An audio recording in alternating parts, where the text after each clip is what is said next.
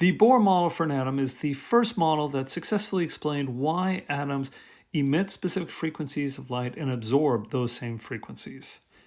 And the basic idea is you have an atom. So here is the nucleus of the atom, which of course contains the protons and neutrons. And the electron is in an energy level around the nucleus. Some people like to say it's in an orbital or it's in orbit around the nucleus. That conjures up some of the wrong ideas of what's actually happening, so I prefer to not use that term. It's fine if you want to use it, but in any case, it's at an energy level. And right here, this electron, as I've got it drawn here, is in the lowest energy level, which is called the ground state. And you can see there are other energy levels. I've got two more drawn here, although there are many, many others, essentially an infinite number.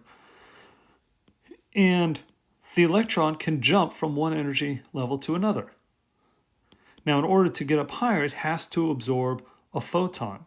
Okay? Well, it's only going to work if the energy of the photon corresponds to the exact amount of energy it needs to get to the next energy level. It can't be half of it. It can't be, 1.5 times it. It has to be exactly that to get to the next level. It could absorb a photon that allows it to jump 2 levels. That's allowed. So it could do something like that. But point is, it has to be that specific amount of energy. And in that case, if that photon has that energy, it'll be absorbed and the electron will jump to the next energy level. When the electron jumps down, it's going to emit a photon that has that specific energy. So this explains why the atoms will only absorb specific frequencies and emit those same frequencies, because of course the energy for the photon is Planck's constant times the frequency. So the frequency is directly related to the energy that the photon has. Now, these formulas up here, this first one, let me say, this is known as Rydberg's formula.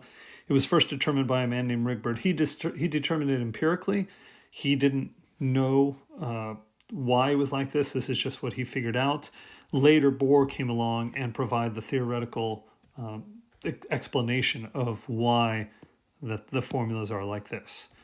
Any case, so we have, let's start by looking at this one.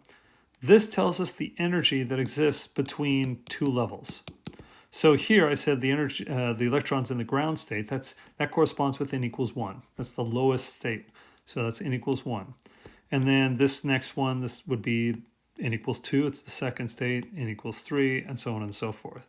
And n has to be an integer. It's always going to be a positive integer, and it can be anywhere from 1 to infinity. And you'll notice in this formula this says n sub L because this is the lower energy level, n sub H is the higher energy level, and that's so that when you do the difference, you get a positive value because we're talking about the energy between the energy levels, regardless of whether the photon's being absorbed because it's going from a lower to a higher, or if the photon's being emitted because it's going from a higher to a lower. And if you want to know the wavelength of that photon, you can use this formula up here.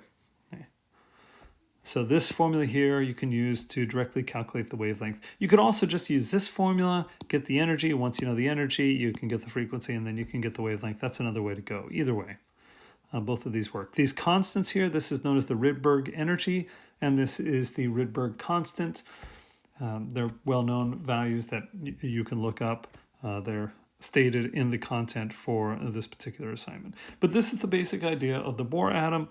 It just deals with these different energy levels for the electron. This model really only works for the hydrogen atom. In terms of the actual calculations and all, it only works for the hydrogen atom. The basic idea still applies to all atoms, but in terms of the formulas, only to the hydrogen atom, although we can also make small modifications for it, and then it will work for any singly ionized atom.